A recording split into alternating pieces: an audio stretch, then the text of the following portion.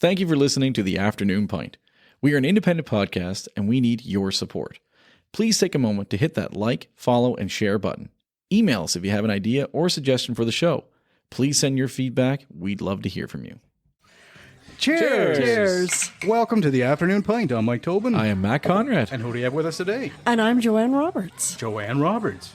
Joanne, you have a book with you. What's that book? Yeah, and I just strategically... Staring me right in the face. I strategically stood it up so you could not forget about it. Yeah. It has to come up now. Yeah. Is that your version of Hitchhiker's Guide to the Galaxy? It is. Is it? It is. It's called Storm the Ballot Box. Okay. I like it. Not like Storm the Capitol. But you know what? That's what you're supposed to think about, that we don't want to do that. Right.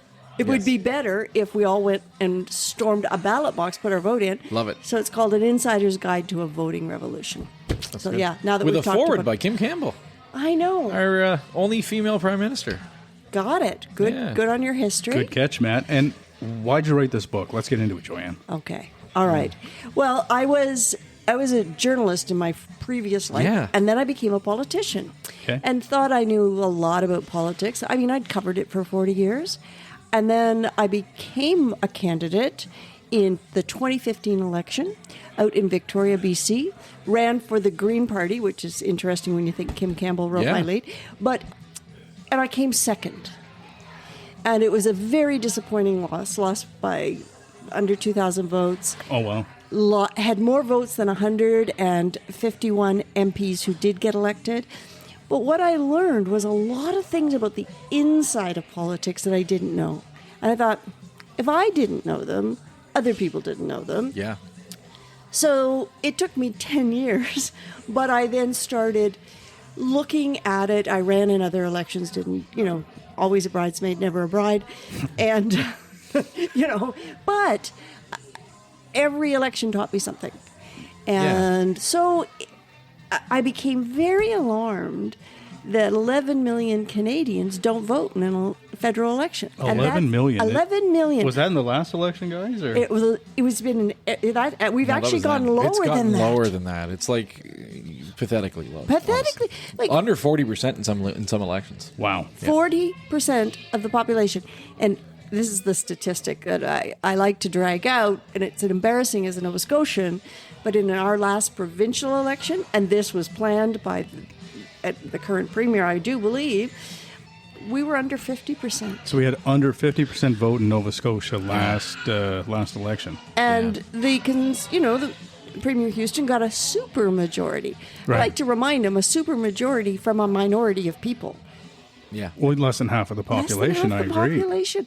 So why do you think that is? I mean, people obviously got out to vote for Tim. Why didn't they get out to vote for anybody else? Why do you think, Joanne? Well, my theory is, and I've been inside a party, so this is a little bit self-critical as well. Sure, yeah. But the major political parties, for sure, know who votes for them. I mean, we've gotten very good at collecting data. Very much so. Smaller parties are getting better at it. Mm-hmm. And I'm not saying that parties don't want more people to vote, but they only want more people to vote for them. That's fair. Yeah. So if they're not sure how you're going to vote, they just as soon you not vote. Yeah. That makes sense. Makes sense. I mean, except it's not good for democracy. It's really not good for democracy. If you're not trying to convince people to vote, let me tell you a little bit about Australia, where they have mandatory voting. Yes, you get fined $1,000. $50. Is it 50? I thought it was like 1,000, but okay, I was off by that. But either way, it's a fine. It's a fine. Yeah, that's crazy. And they would rather you give them an excuse and give them a reason. They don't have to fine you. Fair, but if you have no reason, it's $50. Yeah. It may have gone up to 75. Okay. But in Australia, parties do not spend any time getting out the vote, which is what, in the lingo of a party it is. Everybody's out there with their little clipboard. Right. Are you going to vote? On the phone, get Right. out to vote. Your voting station is. Like, we spend a ton of time and money convincing people that we need to get them out to vote. Mm-hmm. In Australia, they don't have to do that. Yeah. So guess what? Political parties spend their time and money talking about the candidate, talking about the issues. Yeah. Because they have to convince voters to vote for them. In the way our First Past the Post works here in Canada, we have to convince people to actually vote, not just to vote for us. And to voter 101, what is past the post? Oh, yeah. Just okay, yes, you're right. Lingo, you know. I'm helping the people listening, not Matt. Matt knows. Yeah. And you know, I'm sure. But so it means that the person who gets the most votes, even if it's just one extra, takes it all. In the writing. Right. In the writing. Okay, so when you vote, if you get 300 votes and I get 301, I win. And your 300 people, what do they get? I hate to say it. Zippo. But at least they voted. At least they told politicians. I don't mean to deflate the conversation, but that's probably where you lose a lot of people right there if they don't feel their vote's going to make a difference. Or count at all. Yeah. Gee, maybe we could put you in favor of proportional representation. So that's the other system, right? And realistically, that's actually the system that Trudeau promised back in 2015, which was a big part of why he was going to get voted in, is that he said you're going to do proportional representation. And do voter reform. Yes. And in that case, promised he'd reform your something. vote would matter, because then you collect the amount of votes that you have in the country, and then, based on however many X amount of people vote, you get X amount of people in Parliament to represent you. Mm-hmm. Yeah. Right? And so it's an interesting way. I'm not opposed to exploring it as someone who's politically inclined. Yep. My only issue with it is I think there's a natural distrust of government and natural distrust of parties. Yes. And I don't know if my worry is that, like, at least if I vote for the person who is in my riding, at least I know that I can go to their office, I can go to them, I can find them on the street at an event, and I can be like, hey, I've been trying to get a hold of you, or whatever. Proportional representation, my worry is that if there's 300 and some odd, whatever is 355 or whatever, 338, yeah. Well, it's now up to 345. Yeah. Yeah. So 345 people, and say you win 200 of them, are the 200 closest buddies of the Prime Minister the ones who getting in there? So that's my only concern about that. So your concern is what I would say with the nuts and bolts of proportional representation. And there's lots of versions out there, and I'm not going to go into it because we would go on too long and we'd lose some listeners. Mm-hmm. But let me put it this way. You will always, in my opinion, choose a system that allows you to vote for people in your riding. You might make, in one system, you make the riding a bit bigger and you vote for two people, right? And in the end, you make up the difference with a small pool of seats, okay? Yeah. Because you never want to get away from having a person that you vote for in your riding. So in many systems, what you would do is rank the people in your riding, but then count the proportion of those. And let's say the Liberals won 50%. Let's say they got 50% of the votes, and they have, I'm trying to do the math, 170 some seats, and the New Democrats only had 11%, which is where they're sitting in the polls right now. Yeah. Mm-hmm. But they only had 6% of seats that they'd won on their own. You'd make up the difference, that 4%, from either a list that was presented ahead of time, or by looking at who got the second most votes. Or you'd find a system. Because I think you're absolutely right, Matt. You can't take away, we need to feel a connection to the person in the riding. Yeah. And so, Ireland, where they do this a lot, there's only 3 countries in the world that use first past the post. That's the UK, the US, and ourselves. So we got lots of examples of countries that have done that. So we can pick a system that works for us. The other thing is... The other countries, though, a lot of other countries have a lot more political parties. They do. So that's, I think, our biggest problem, is that we have an issue of, like, we basically have 3 majors, at like 3 A class, and, well, we'll say 2 B class, right? Well, probably if you count the Bloc Québécois. You have to count them because they're just, they're a federal party, but they're not a federal party at the same time, because you can't vote for them outside of Quebec. But yes, 5. I would almost throw them in as a C class in a way, but they often are... They have been the official opposition. And the balance of power. And the balance of power, official opposition, they have. That's true. So, yeah. Well, you see, we have a system built for 2 parties, and we have 5. There's the problem. Right. Yes. Right? Agreed. There's the problem. Yep. The first year Elizabeth May was elected, so she's the current leader, but she's stepping down of the Green Party. She is the member for Saanich Gulf Islands.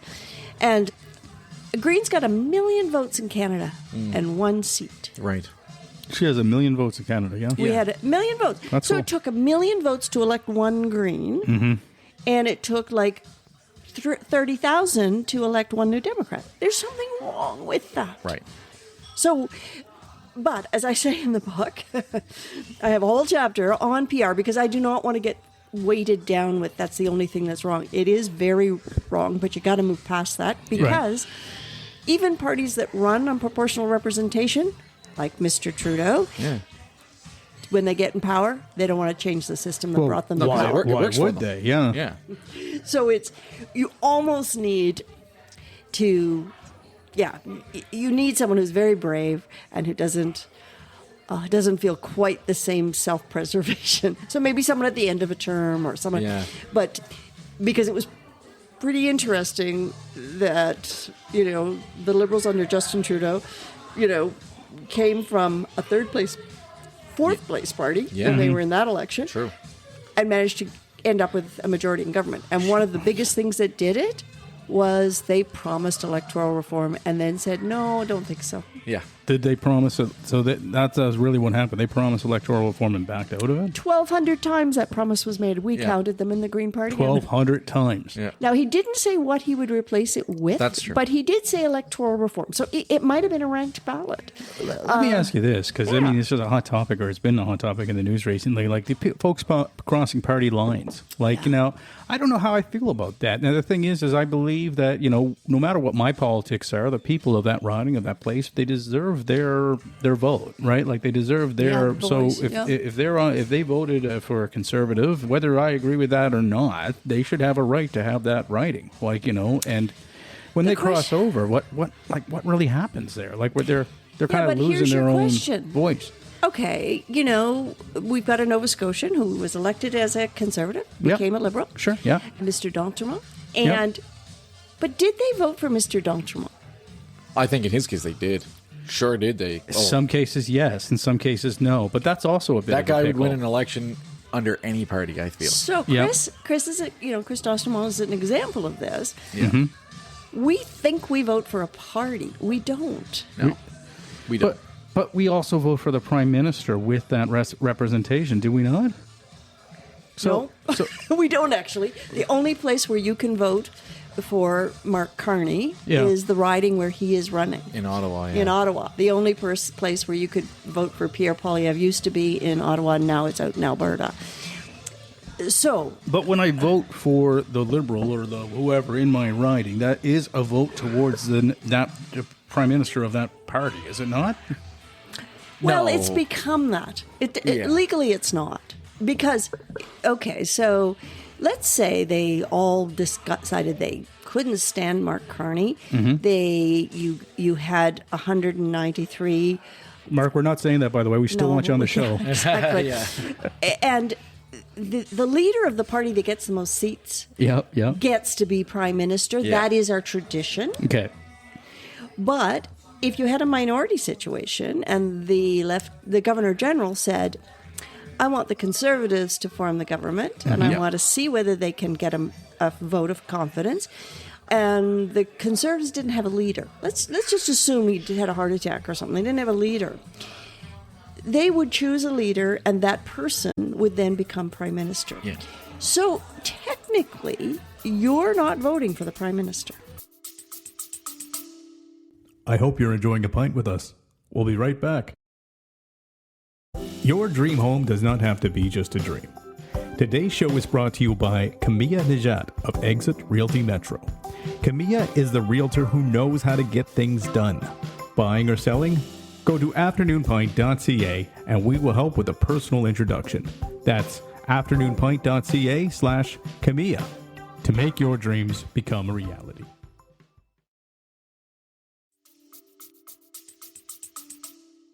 Right. In fact, actually, I'll even throw you, not that long ago in New Brunswick, they had a progressive conservative government at the time, went to an election. Progressive conservative lost the election. They had not a majority. They had less votes than the Liberals. But because the Liberals didn't form a majority, they were a minority, the lieutenant governor of New Brunswick actually said, you guys were basically you're the champ. Yeah. To be the man, you got to beat the man. Yep.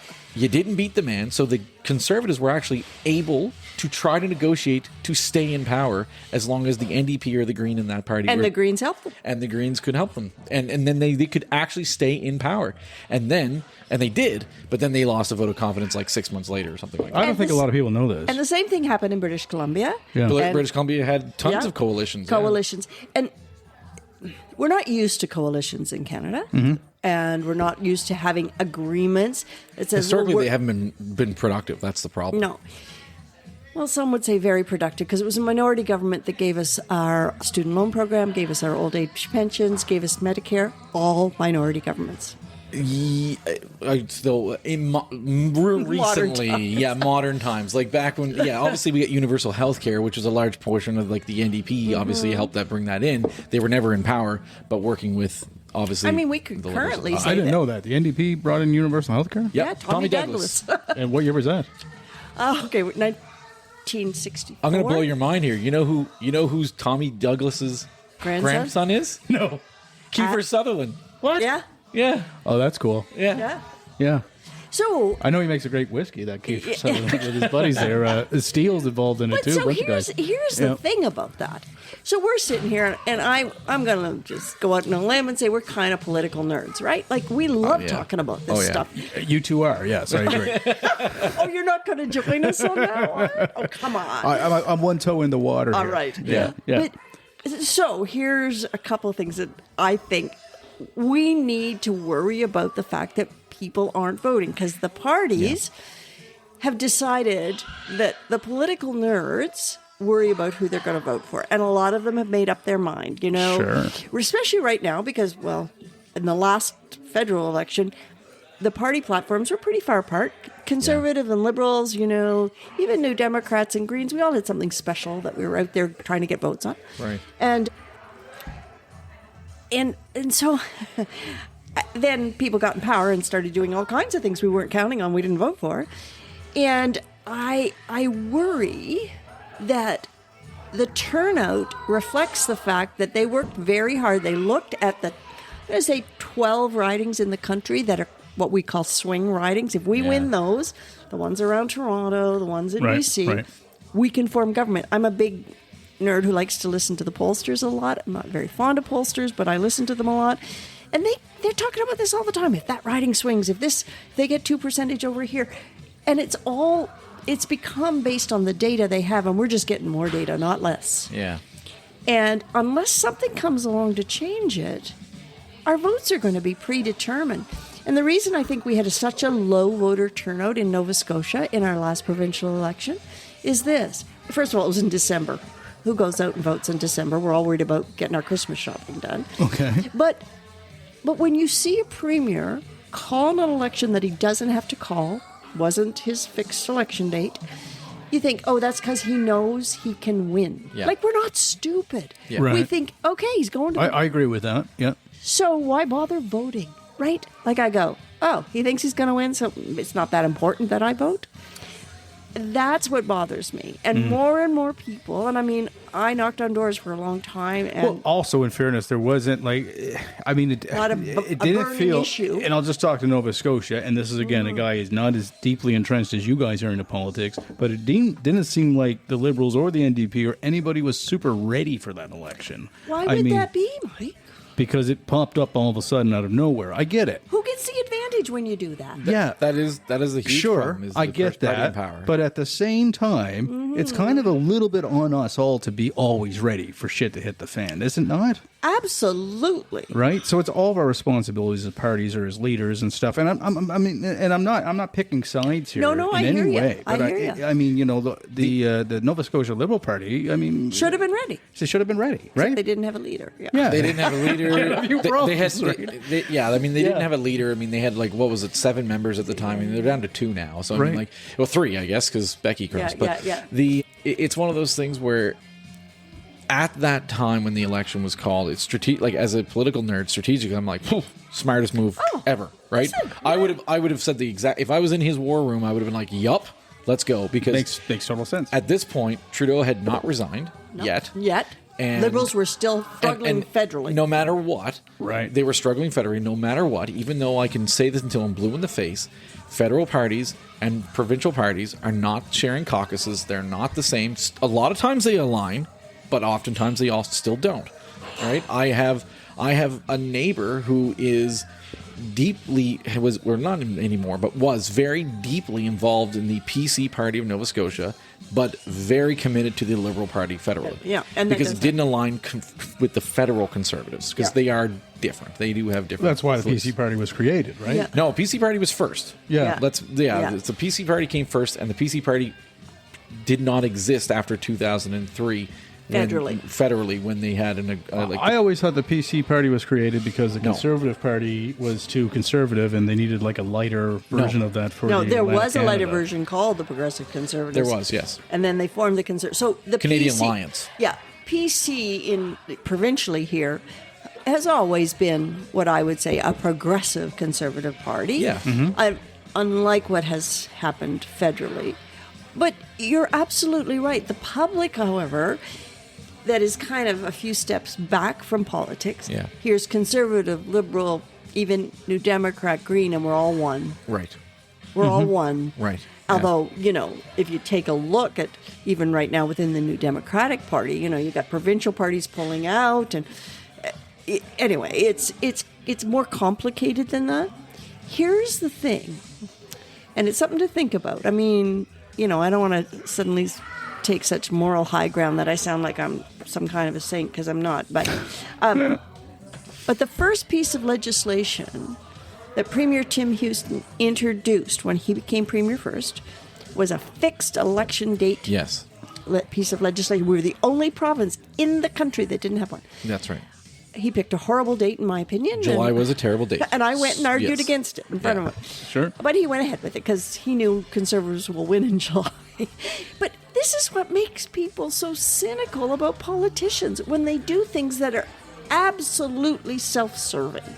And then he broke his own legislation with no penalty. As far as I'm concerned, why would they even call it legislation?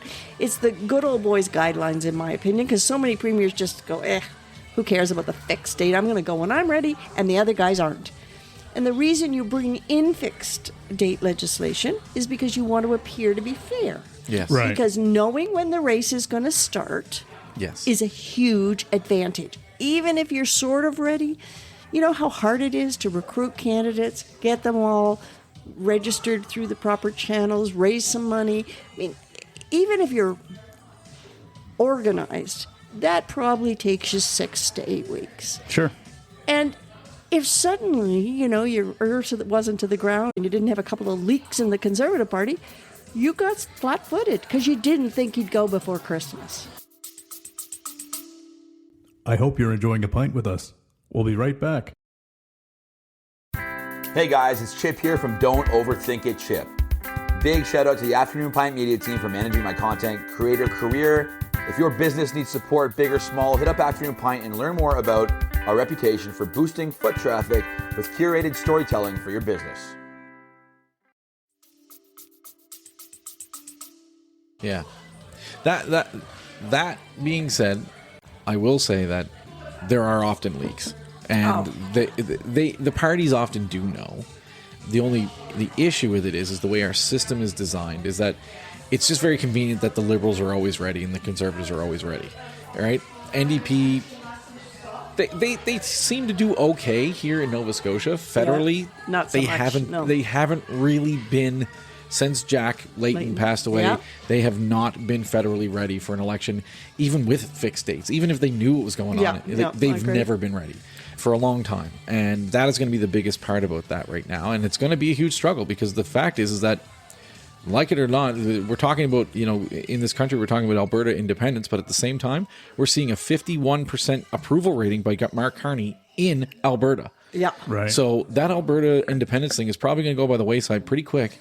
And at this point, it's like that's only going to hurt the NDP because at this point we're really looking at like it's Carney versus Pierre Poilievre, and the unfortunate part is that no one's going to really look elsewhere. No, and out of fear and afraid. I was just going to say thank you for mentioning fear factor. Yeah, because that's it. There's a fear factor, and we saw the fear factor in the last election. Yes. I mean, we saw it. 100%. People yes. did. Totally. And, the best campaign factor that the Liberals had going for them was called Donald Trump. I thought it was Mike Myers in the hockey rink personally. But, It was a very good ad. great ad. Yeah. But what we saw in the last election is essentially what happened back in 2002, 2003. Because And 2015. In 2015, but I'm mostly retired. Like, so going back to like the PC party and everything. So there was a thing called Unite the Right. You're right. And there was 3 factions that were quote unquote on the right. The PC were like center leaning right, and then you had the Alliance and what's the other one? Oh, the Trying to remember. PPC guy. Well, I'm talking about like 2003. There was like because the Alliance joined, and the other party that was over there is escaping my name anyway. But there was the Unite the Right, and they said okay because Chrétien for 10 years just powerhoused everybody. Just was like like I said this on the show. I think he's the GOAT, and just ran the show. Be wrong. Yep. And I really think that they said, okay, the only way we can beat Chrétien, the only way we can beat the Liberals is that if we unite the right. And all the right joined together in order to be able to try. Peter MacKay from Nova Scotia being a big part of that because he was the PC leader at the time. And, met with Stephen Harper, Stockwell Day, all that stuff. And they all came together. Right. And that's the biggest thing. So they united the right. And they didn't win right away. I mean, Paul Martin won. And then turns out Paul Martin was subpar as prime minister, and in 2006 Stephen Harper ended up winning. The Unite the Right worked 3 years later. Minority government, but still it got the job done. Yeah, still got the job done, and proved that his theory worked. Right, and that's the thing. So and now we're in a situation where we didn't unite the left at this point. What we did was a collective between Donald Trump and lack of trust in Pierre Poilievre. We saw people just naturally unite the left and just go like... I mean, the Liberal vote was a sovereignty play, I think. Oh, absolutely. Big time last year. Huge. Right? Yeah, absolutely. But I also thought that people who are center-leaning right saw themselves in Mark Carney. And they were like, okay, this is a guy who I can roll with, who's not... I can see myself under his umbrella. He did what the right would do, which is have the big umbrella. So I'm going to ask you a question, Matt. Since you've already labeled Mr. Chrétien the GOAT, so do you think Carney's going to be this next era of hard to beat on the Liberal side, or do you think his defeat could come faster? I don't think he will have 10 years of success that Chrétien had. And I mean, realistically, Chrétien could have gone further if Paul Martin didn't stab him in the back, essentially. So I don't think so, and I'll tell you why. I don't think Mark Carney wants it. Yeah, fair. Mark Carney came in to solve a problem. Yeah, and I don't agree with a lot of what he's doing right now. But do I think he is a person who cares deeply about Canada? Yeah, I do. Yeah. And I think he didn't have to become prime minister. He didn't need it. The man's got every credential under the sun. He could have made a ton of money doing all kinds of other things. Yeah. And he thought highly enough of our country to say, I might be able to save you from Trump. And to be honest, he is the right person to save us from Trump. I am obviously not that's great to a say. liberal, but it's true. That's cool to understand. So I mean, he's uniting the world, I feel. Yeah, but here's the thing. Unless he gets bitten by the political bug and loves it, and that might happen, one more election max. Yeah, right? I can see that. He's just going to say, I need to finish what I started, and then he wants to go off and do his own thing, and I wish him well at that. And then I think we'll get back to what I would call more normal politics. But what worries me is we've now gotten into this very, very divisive but dual system. Yes. We're back to liberal, conservative, 100%. liberal, conservative. I agree with that. Yes. The NDP is struggling, even with Avi Lewis, who's a very popular person to come into this. And if Avi can't revive it, the Democrats, they're broke. They don't have much money. Right. Yeah. Greens are about to change their leader. There may be some rebuilding there. Not internationally, Greens are actually doing quite well. So maybe we'll start to pick up in Canada, but it's a rebuilding process. And under first past the post, back to the winner takes all, it's very hard to build a party. Yeah. Here's something else that changed that very few people know about or care about, but it mattered, and it changed how this happened. Stephen Harper got rid of what's known as the per vote subsidy. Okay. Yes. And that meant that if you voted for the NDP or the Greens or someone who didn't win, Right. your vote was worth $1.40. Yes. Okay. That money went to the party. So if you got 1 million votes like we did, Yeah. we got $1.4 million.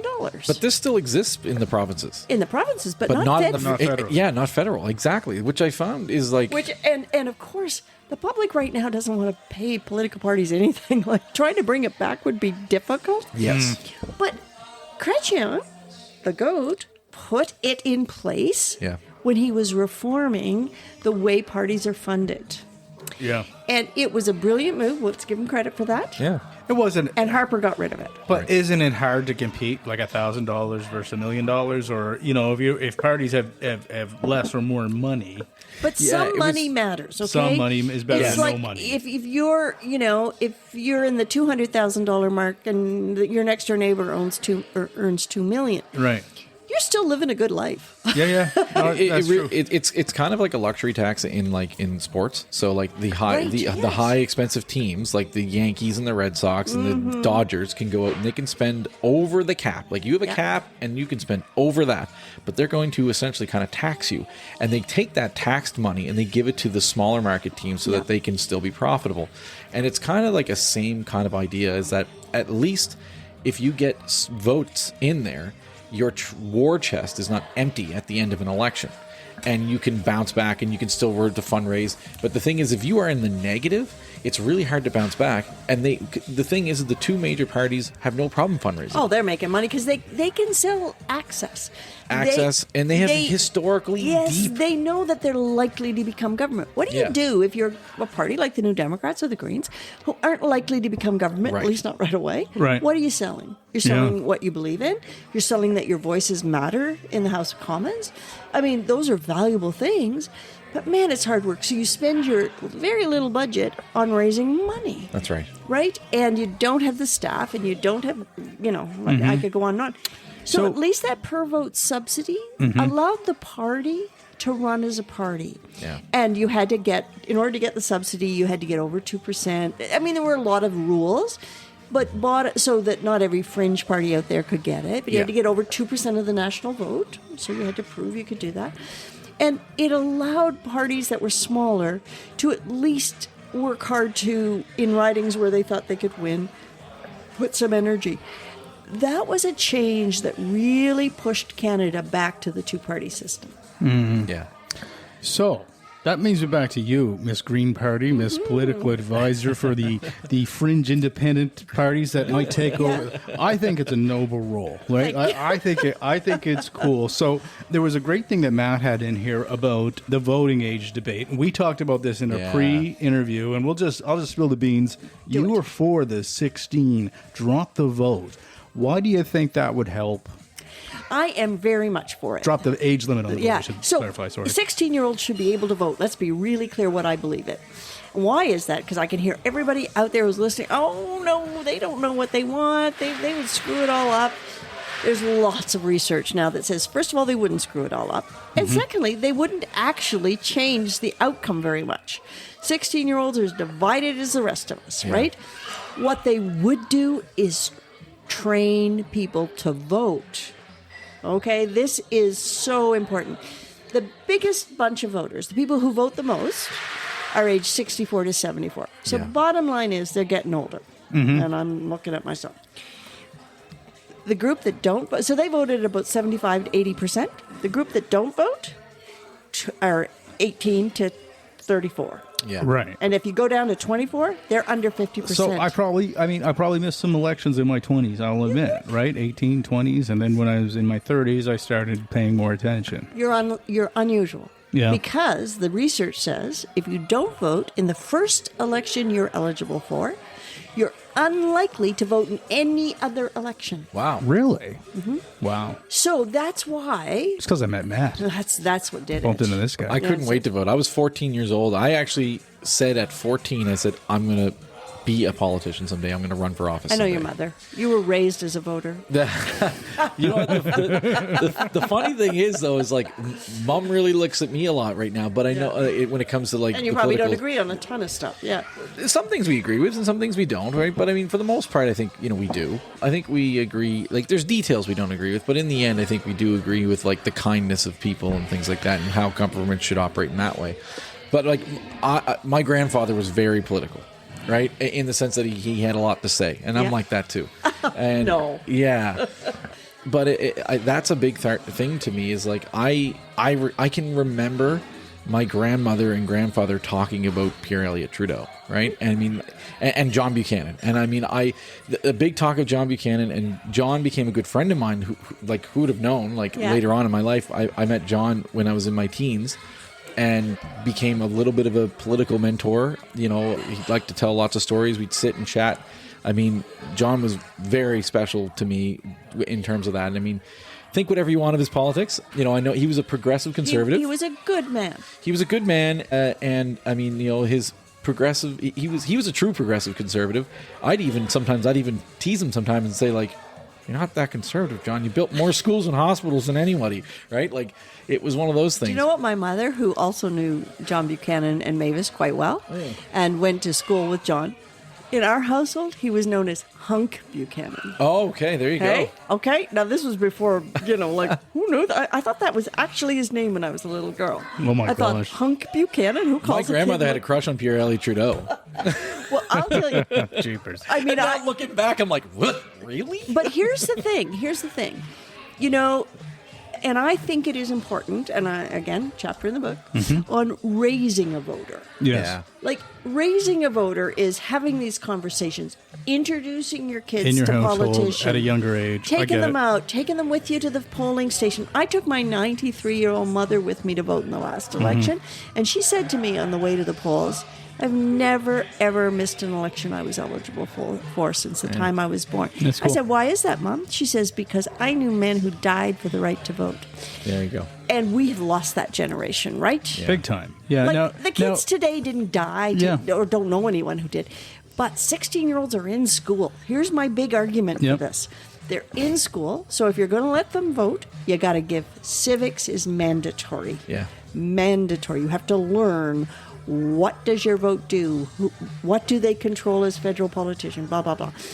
And then, if you've taught them that, they have a reason to want to go vote. Yeah. Right. And they're still young enough that they're not going, when you're 18, you're probably out of the house, or at least out of school, and maybe you're off at university, and your friends aren't going to vote, and there's a party tonight, and is there an election going on? I'm not even sure who I should vote. There's a lot of things that keep you away from voting. But when you're 16, your parents can say you still have to vote. Your teacher can say you still have to vote. Bottom line is you have more control over making them vote. I'm with you on this. And just to play a polite adversary, I mean, I feel now, we talk about politics in our home all the time. And we talk about different parties and transparently. And we try not to hate. We try to just talk the value of it. And when the big thing I probably hate the most about politics now is there's so much mudslinging back and forth. Yeah, and I it's hate just that like, too. I'm like, what are people actually saying? What do they stand for? What are their belief system? What are their structures like? And then you can make an informed decision, which is really hard to do in today's climate, whether it's Canada or the U.S. or anywhere, right? Especially what you see in the U.S., because our kids, they all see more of the U.S. than they do Canada, right? So they see the weird political dystopian that's America right now, and they're wondering, they're kind of reflecting that back to Canada. But the other thing the kids is they're now in a world of adoptive AI, right? And they're also in a world... By your face, you're not going to like the second part of this question. But they're also in a world of adoptive AI. Yeah. And they are quickly realizing that a computer, and be it but it may, can come with a pretty sensible and logical solution for most things. So if they can't figure out something in their own minds, they consult Chat GPT or Chat whatever. Yeah. And I've seen my own kid doing it. I mean, I do How it should I myself, vote? getting this thing. But to get the values, to get that. But not only that. I mean, they're now diagnosing they could diagnose the problems themselves. They might come up with better answers than the political platforms. So I guess my question to you is political parties going to go by the wayside due to AI, do you think? Or is it going to change the dynamic when these kids could vote and actually have all this information at their fingertips, and they could actually say, no, Mr. whatever party, you're bullshit, and I'll tell you why. Wouldn't that be the best thing in the world? I would actually like that. You like that? I like that. You're the first person to ask me that. And I hadn't thought about it. Would AI replace politicians? No. But could AI affect an election? It's already doing it. Yeah. So, absolutely. But you know what? I won't. You said I could swear on this show, right? Oh, please do. The bullshit meter is really good in 16-year-olds. Like, Right. they Yeah, see it better than we do. Absolutely. Like, I I agree. mean, they're calling it. I actually think that would be a good thing. Yeah. Because here's the thing. If they can vote, they can also run for office. Right. Oh, wow. Hadn't thought of that, but it's true. Yeah, and that's true. and they have done. We'll have a lot of Doogie Howsers in office here in 2 years. You know what? Doogie Howser, but here, let me get one thing dealt with, because I get this question all the time Right, when I right, say yeah. I want 16-year-olds to vote. People go, no, their brains aren't ready for it. Yep. Oh, give me a break. And yeah, exactly, because they've done now all kinds of studies in countries where 16-year-olds vote, and they're allowing them in the UK I now. challenge my 14-year-olds ready for it. Yeah. Like, honest to God. And in fact, I think I was probably better at 16 than I was at 26, Yep. Yep. But because they've studied their brains, and the brains of a 16-year-old are as strong on making informed decisions as the brains of a 24-year-old. That was the comparison they did. And I've knocked on a ton of doors. I can tell you, there are lots of people that are older than 18 who probably shouldn't be voting. That's true. There's almost But like you they need a still license. allow them. and I think, you know what? If they suddenly were able to vote, first of all, it would scare the shit out of politicians. Ain't that the truth? Right? They'd have to suddenly care about 16-year-olds, which right now they don't. No. They don't care about anything a 16-year-old cares about. And they'd have to figure out how those 16-year-olds are going to vote. See Tim Houston dancing, doing weird dances on Oh my TikTok. God, TikTok. That'd be actually the best thing That'd that be would come out funny. of all of it. It would be so Like, funny. politicians Hey, on kids. TikTok, Let me teach you the Tim Houston. the floss. I can't even do it. Watch me shuffle slide or whatever the hell they're doing. Oh my this week. gosh, that would be so funny. I agree with 16-year-olds voting. Okay. I would Let's start a campaign. I would disagree with them running. I do think that, but you know what? They'd have to get elected, and I'm not sure they would. But I don't think they would, If they because- worked hard enough, though. But just think what they'd learn if they ran. I think they should be involved in campaigns. Yeah. I struggle with they have issues that are important to them. Yes. And they have to consider, and this is why I agree with it, because they have issues that are important to them, and they have to consider about their future. Politicians today are making decisions on their literal future. That being said, I would not trust a 16 or 17-year-old to make decisions on me as a homeowner, as a Yeah. tax-paying, Yes. whatever, right? Like those decisions, they don't know what it's like to run a house. They don't know what it's like to pay taxes on like a property tax, to maintain those things. Yeah, but They're you have lost on- people running the country who have billions of dollars. They don't know what it's like either. Right. I No, I totally agree with you. And you know what? I used to be more like, I was definitely more right wing, and I was definitely more capitalistic thinking. Yeah. And now I've really come around to the fact that, like, I kind of don't feel like billionaires should exist. And it's actually there's a question later on that I'll ask you, but I don't think billionaires should exist. I would. They can exist, but they should pay for it. I think they should be taxed at 90%. If your net worth is over $1 billion, you should pay a 90% tax.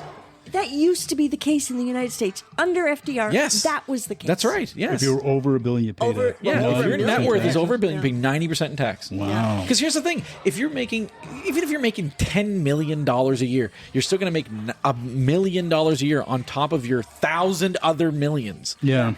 Get over yourself. But here's the thing, too. I mean, I don't wish them poorly. But I don't wish them poorly. But the bottom line is they're not contributing their fair share. I saw a very good quote the other day, so I'm not going to take credit for it, but it was, a government shouldn't be run like a business, because the business of a business is to make profit for shareholders. A Right. government business should be for what is best for its citizens. Right. And that is not profit for shareholders. So you should run it responsibly. Yeah, of Don't course. run it into the dirt, you Yes. know.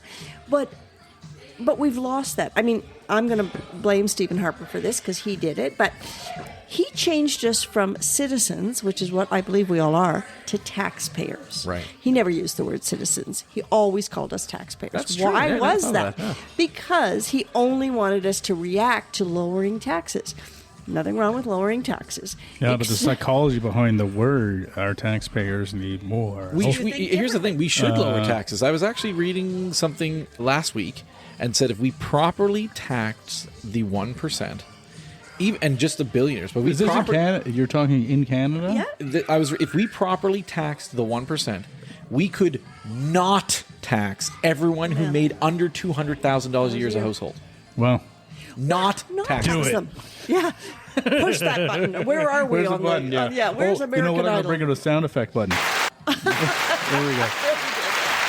We haven't broke out a sound effect button in That's maybe true. 100 episodes, so there you go. Could you Awesome. imagine if, like, Yeah. the, Can you imagine that? how many people we Yeah. could lift, Lift out of- not just out of poverty, but also lift people like you and me who are Paycheck to paycheck. we're not hurting, but we're like, it's one of those things where it's like you could really reinvest in retirement and have people properly retire if no one under a household, if you paid no tax under your and this is equal to everybody. Your first $200,000 that you make, you pay no taxes. That applies to billionaires too.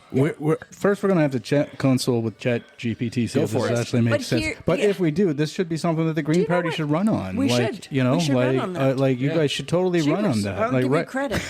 I'm writing it down right you can now. play the episode back. You don't have to write it down. But here's the thing.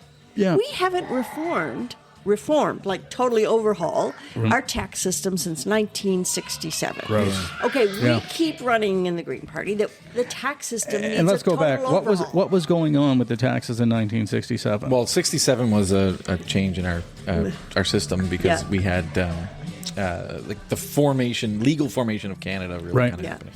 and look, we had tax. I'm not against taxes. Okay, I'm not against taxes. I love my health care. I Yes. love having my garbage picked up. I want a military. Yes. I'm okay with those things which are paid for by taxes. I want all those things too. I yeah. do too. So I'm not opposed to taxes. Yeah. But right now, taxes feel very unfair in this Yes. country.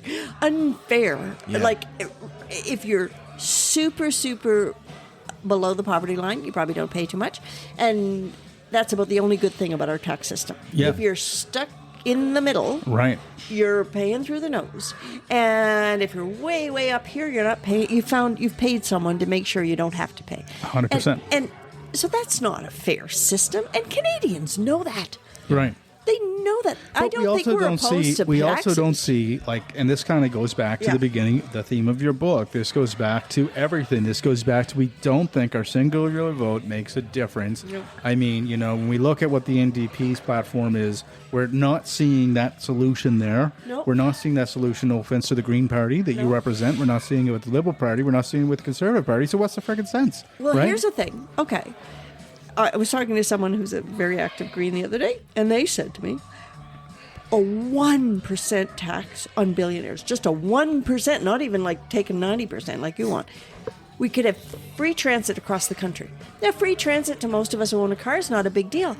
But if you're someone who takes transit, do you know what, like a student, Yeah. A senior, whatnot, free transit would suddenly get a lot more people on buses. Yes, it would get more people Like on suddenly you buses, go, and it would okay, be maybe I'll take the it bus, would it's be free. a greener, better solution. And why don't we want that? Why don't we do those If things? I had the opportunity right now where I live for a bus to pick me up my doorstep and get me quickly downtown, You take it. why would I? Why there's no would I place to not? park, no. Right? Yeah, yeah. There's no place to park. But I have a question because Yeah. you've obviously I gained a lot of experience running one election that I lost. Yes. You've been involved in many elections, and also you have a journalistic past. Yeah. So you've had a lot of opportunity to talk to people of different Yes. colors and backgrounds and all that stuff. One thing that I have not been able to figure out is the people who we'll say under the 200,000 or whatever, Yeah. right? I mean, I'm like, it's like there's that. I'm going to go back to that 200,000 mark just because, Yeah, like, it's a that's household. that's a household It's a household. thing, and Yep. that's what this study suggested. Yes. Yep. So I'm going to go that. So there's the 200,000 household, but yet there are people who live within that bracket that are basically like cucks to millionaires and they will stand up for their right to exist. Yep. And yet, if we said, "Hey, we're going to tax them, and you're going to be able to keep all of your money," they'd still be like, no. Like Do you know what don't that's tax the them. leftover from? Like, what's that mentality Because from? we bought into what has been proven not to work for anybody. Trickle down economics. Reaganomics? Reaganomics. That if you were a millionaire, you must have been smarter, more charismatic, blah, blah, blah, blah, blah. You should keep your money because whatever you do will be good for me and it'll come down to me. We know that is friggin' not true anymore. Well, more than ever, it's hoarding. More than ever. Like, they're not spending their money on us. Right. There's a wonderful interview on the CBC. The show Ideas did a whole thing on billionaires, and they interviewed the granddaughter of Roy Disney. She's a Disney, and she gave away her millions. She kept a certain amount, and she said not to, and she, if you get a chance to listen to just that part of it, she talks about how it wouldn't even change their lives to be taxed. No. She said they just have now gotten into a competition with who's got the most. Right. It's a status. It's a status thing. Kind of like when my partner collects sea glass down at the There you beach, go. right? You know, he just wants the blue sea glass. And she wants the most. Yeah, she wants It's the our most. Nature. Yeah. It's our nature. Yeah. And we need, that's what government's there for, to say, well, that's not good for everybody. It might be good for you, but it's not good for everybody. So we as a government used to It's like you teach your kid to share their toys, especially if they have more than the They next have more kid. than the next kid, you know? You know, we've had a lot of politicians on here, and I've asked every single one of them of all different stripes to say, like, you know, what can government really do to help people today? Yeah. And the biggest thing is because I'm a firm believer that, like, there's nothing that a government can do to help your grocery bill, because that is controlled independently. I know there's little tweaks they can do. I got my and things. $50 back. Did you get your $50 back? I didn't For the get $50 bread? For the No. bread, I got Yeah, we mine. did. Oh, yes, I did get that. Yes, So sorry. Yes, sorry. government said that was wrong. That's true, and I agree with that. But I mean, But for- $50 is not pulling anyone out of poverty. No, right? it's not. But my thing is like, you know, everything is going up in price. Yep. And that's just the nature of things, Yep. right? The governments can't, unless government's going to get into being the mandated, like, we're going to get rid of competition, and the government is going to be a not-for-profit grocery chain. We're going to operate across the country, and we don't care about making money. We're just going to sell you products as cost. Period. That's the only way that they could do it. Now, I don't think that'll happen. It won't fly with a lot of ways. But but proper taxation, I believe, is the only way governments can help people. It's their best It is the tool. only way. It's their best tool. Because in the end, like, you can't force a company to give me, you know, I can't be forced to get a 20% raise. Yep. You can't do that to companies, right? The only way you can do it is, like, we're going to tax people the right way, the people who are earning it, the people who have more than enough they could ever spend in their life, and we're going to make it so that you don't pay. It's the So only why way it don't they works. do it? I totally agree with you, but I'm going to throw it back at you. Why don't they do it? they do I'm it? Yeah. What do you I think? can tell you exactly why. yeah, I because think. I know why they don't do it. I'm, as you know, a political geek, but I've been getting more and more cynical about this stuff, which is not really like me, but still I have. And I've come to realize with some of the issues that have really mattered to me over the last year that I've been trying to bring forward, and I'll be the first one to say it. If you're not a popular voter topic, we can see that can move things. Houston backed off some of the cuts because they rallied, right, with the people with special needs and everything. Yeah. They rallied, and he was like, "Woo, election issue, eesh, we got to back I'll off." look bad. If you have the voting power, you can get things done. Who has the voting power? But the other thing that exists in our system that people don't talk about is the money power. And I've said this, if I have an issue that matters to me right now and I'm having a hard time getting it heard. Yep. And I guarantee you, if I donated $20,000 to the PC party every year, I bet you if I called anyone, I'd probably have Tim's cell phone number, or I'd have someone else's cell phone number, and I'd be like, "Hey, I want a meeting." And I've been asking for a meeting for a long time, 2 months now. And I was vocally loud and supportive of the PC government. Yeah. And I'm still not getting it, right? Because my issue is not a voting thing, and I don't donate a bunch of money. And so I was in support of Tim because I liked a lot of the things he did in his first term. I did too. He did some great things, like my wife being able to go to a pharmacist and get her strep throat and like That was a Oh, perfect thing. Expanding scope of practice. Exactly. Brilliant. All those things, like he's done some great things and he has some good ideas. I like the wind energy investments. I like all these things. And those things I don't want to lose away. But the fact is that I have another issue that's not popular or in that issue. And we did a podcast on it. And I've been trying to get heard for a while and I haven't. So I'm getting a little cynical. And I know. Sorry, what was the question? But the question is the reason that why no doesn't government doesn't say, money. Okay, let's change the tax system.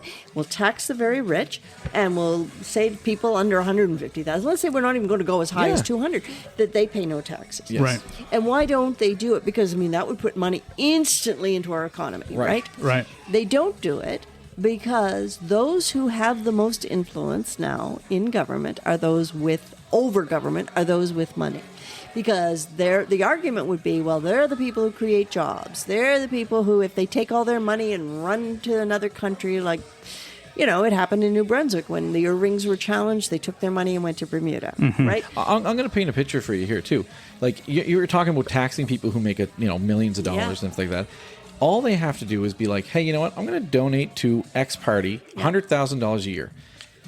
That they give up $100,000. Yeah, which means nothing. Which can in turn be nothing because they would make more, but they keep they have like the power of saying like, do you want that $100,000? Or well, not. Don't tax me another $1 million though.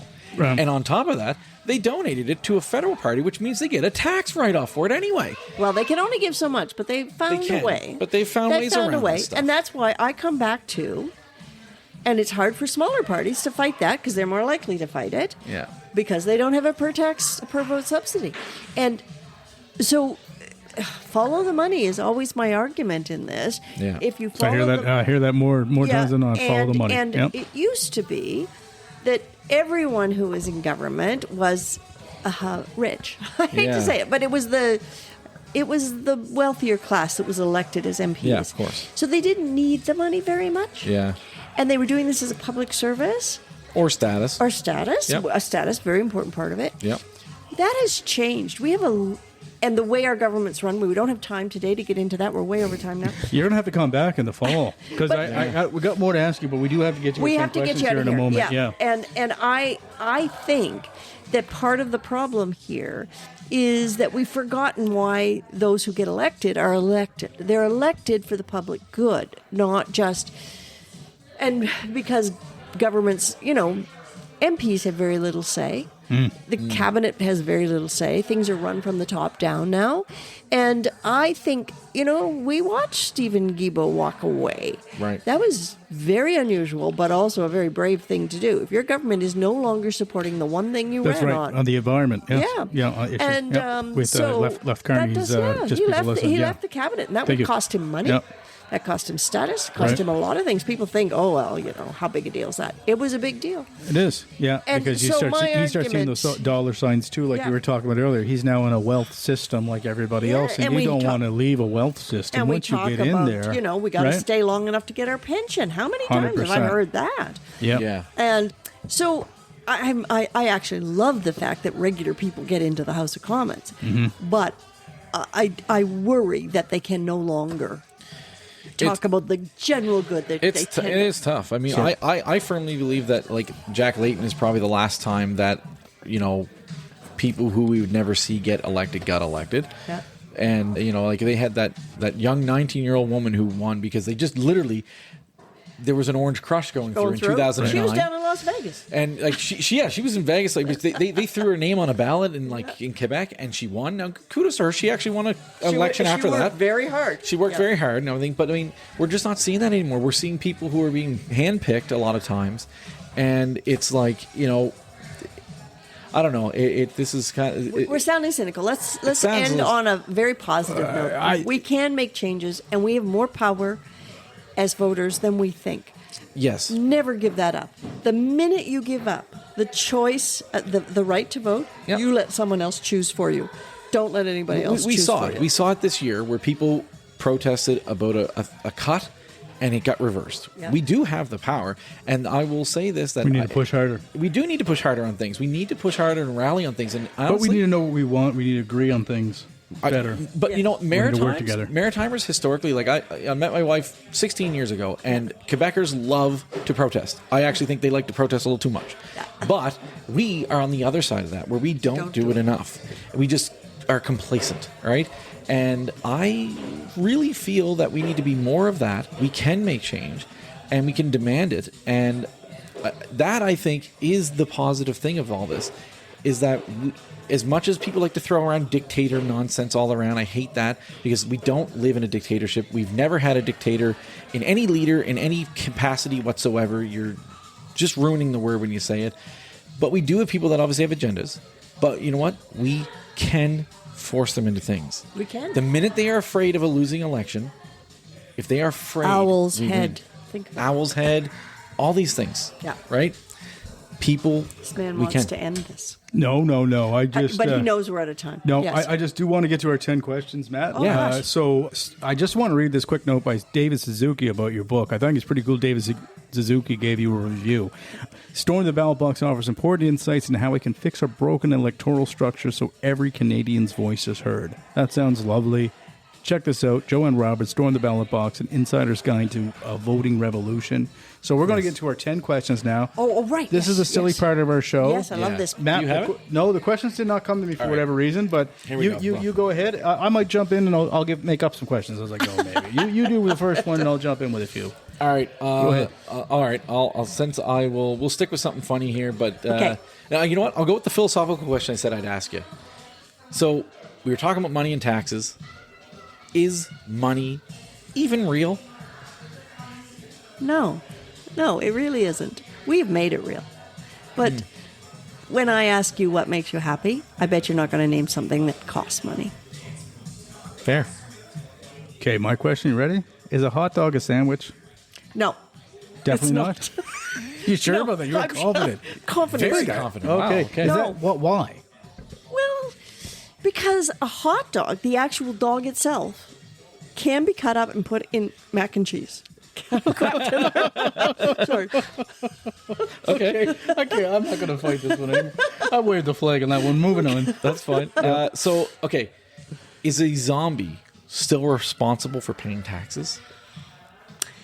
Death taxes. Death taxes. Death taxes. I think a zombie has to pay death tax. Okay. Okay.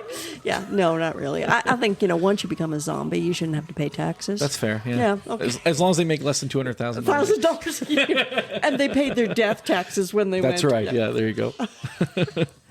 If you had to have lunch with a current political leader right now, tomorrow, which one would you choose and why? Good question. Ooh, good question. You know what? I'd kind of like to have lunch with Mark Carney. Okay.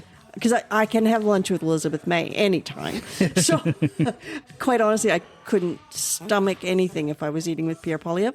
So, actually, Mark Carney and I think he's a interesting guy. I'd like to talk to him about hockey, which I like So to would talk we. about. And, Mark Carney. That being said, though, I will Quick throw answer, it there. good job.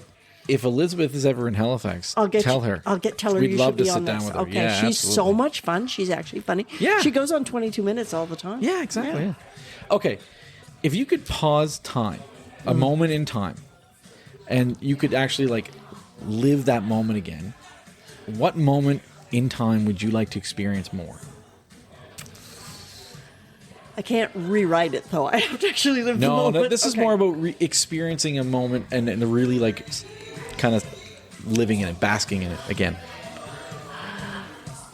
I have 4 kids, so I can't say the birth of one of them. That's fair. Okay, but I've only got one husband. So the day I laid eyes on that man, Okay. I want to relive that, because that was like, who are you? And I am going to make you mine. Oh my God. That's awesome. That's amazing. Yeah. That's a great answer. Awesome answer. 10 out of 10. Yeah, 10 out of 10. Matt, yeah. I'm going to make up another one. And this is not nothing to do with your political views at all. Okay, This is a fun philosophical okay. question.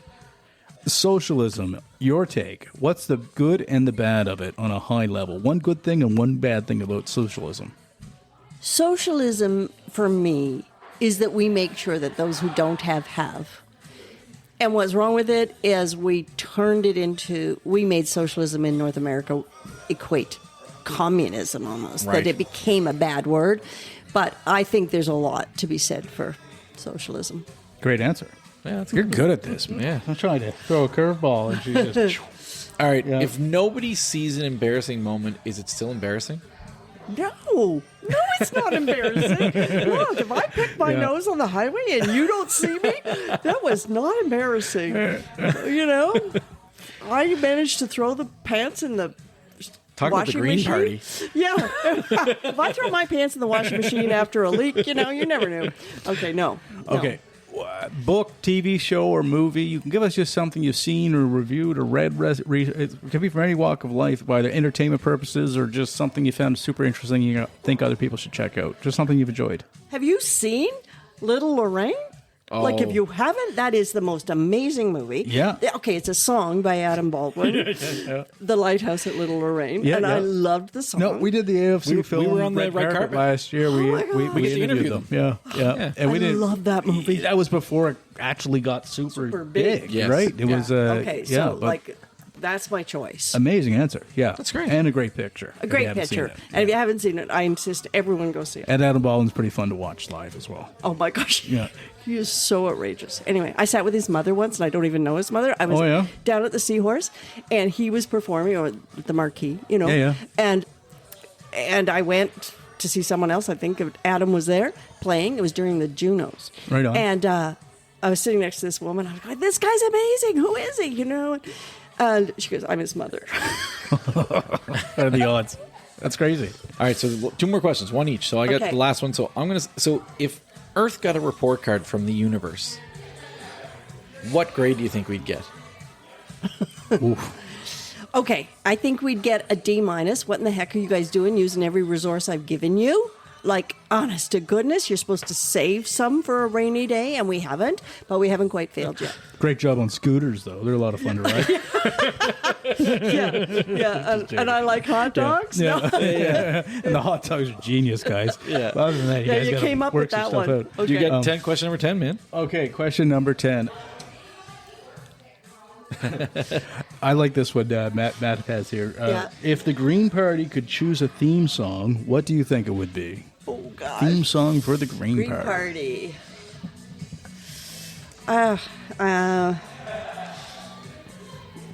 Green Party theme song. It would have to be by Taylor Swift. Oh, you're going to lose my vote. No, I'm just joking. I'm just joking. But I don't know enough of her songs, so it can't be by her because I'm another generation. Who wrote Let It Be? Well, no, you know what it would be? What? It would be Jackson Brown, Jackson Brown. Running on Empty. Oh, there you go. That's what we would do. Right on. Take me to the highway, show me the sign. Okay. Love it. Great answers all around. Thank you so much for playing our little game there. So we're going to do last call. Do you want me to do it? Go ahead. Okay, so last call is, we asked the same question to everybody, and that is, what is one piece of advice that you were given in your lifetime that you'd like to share with us?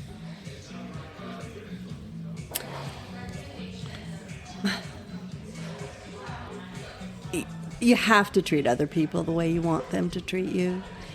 The golden rule? The golden rule. I mean, I was raised to believe it, and to this day, if I see somebody and I'm about to walk by, I think if that was you, would you walk by?